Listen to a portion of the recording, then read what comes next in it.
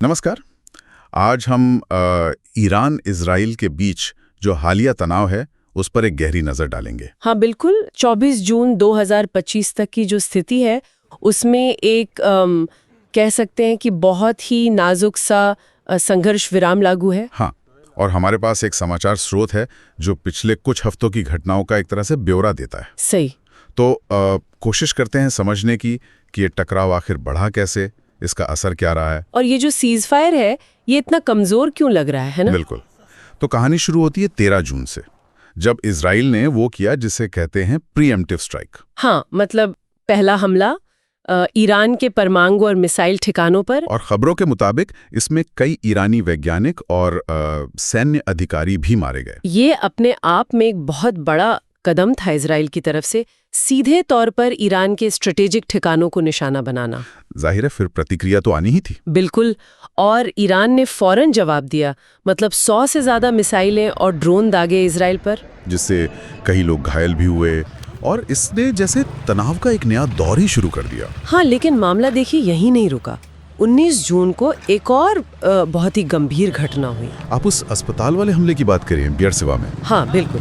Soroka अस्पताल पर एक ईरानी मिसाइल गिरी, 50 से ज्यादा लोग घायल हुए उसमें। और वो रासायनिक रिसाव की भी खबरें थी शायद। हाँ, ऐसी भी खबरें आईं जिससे अंतर्राष्ट्रीय समुदाय में आप समझ सकती हैं चिंता बहुत बढ़ गई। अस्पताल पर हमला हमेशा ही मतलब एक रेड लाइन माना जाता है। निश्चित रूप से इसने अंतर्राष्ट्रीय दबाव तो बढ़ाया, लेकिन हमले फिर भी नहीं रुके।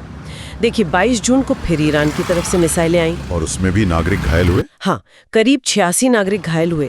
तो ये दिखाता है कि स्थिति कितनी तेजी से बिगड़ रही थी, कंट्रोल से बाहर जा रही थी। इसी माहौल में फिर 23 जून को अमेरिकी राष्ट्रपति डोनाल्ड ट्रंप ने हस्तक्षेप किया। हाँ, उन्होंने 12 दिन के इस लड़ाई के बाद एक संघर्ष विराम की घोषणा की। तो एक उम्मीद जगी कि शायद अब शांति हो। लेकिन यही कहानी में एक पेंच आ गया। मतलब संघर्ष विराम लागू होने से ठीक पहले क्या हुआ? ईरान ने बेयरशेबा पर फिर मिसाइल दागी।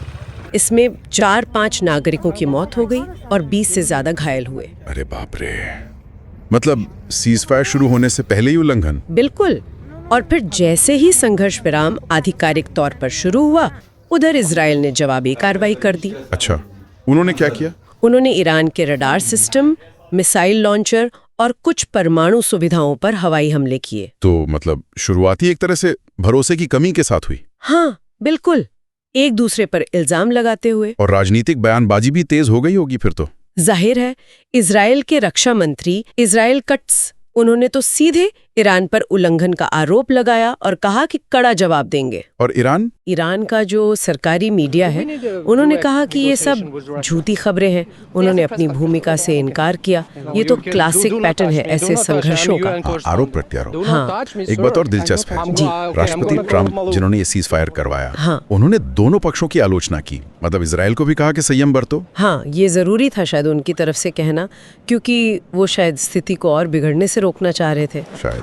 और इसी बीच वो अमेरिकी खुफिया विश्लेषण भी आया है। हाँ, वो रिपोर्ट आई है। उसमें कहा गया है कि इजरायली हमलों ने ईरान के परमाणु कार्यक्रम को कुछ महीनों के लिए पीछे जरूर धकेला है, लेकिन खत्म नहीं किया है। नहीं, पूरी तरह खत्म नहीं किया है। तो ये दिखाता है कि कितना गहरा और पेचीदा मसला है, इसके दूरगामी परिणाम हो सकते हैं। तो क्या अंतर्राष्ट्रीय स्तर पर कोई कोशिश हुई इसे शांत करने की, डिप्लोमेसी? हाँ देखिए, कतर ने कोशिश की, मध्यस्थता की। अच्छा, नेताओं ने अपील की। क्या कहा उन्होंने? वही कि संयम बरतें, बातचीत करें, क्षेत्रीय स्थिरता और मानवाधिकारों पर चिंता जताई सबने।